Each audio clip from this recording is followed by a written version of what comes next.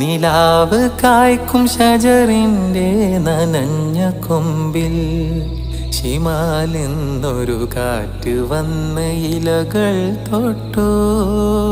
കാറ്റിൻ്റെ ചിറകേറി ഇരുൾ മുകില് നിലാവിൻ്റെ ചില്ലയിൽ കൂട് കൂട്ടി.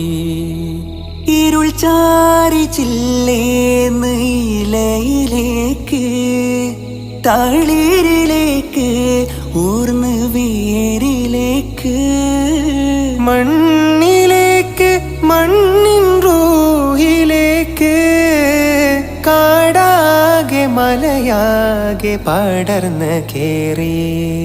നിലാവ് കായ്ക്കും ഷജറിന്റെ നനഞ്ഞ കൊമ്പിൽ ഷിമാലെന്നൊരു കാറ്റ് വന്ന് ഇലകൾ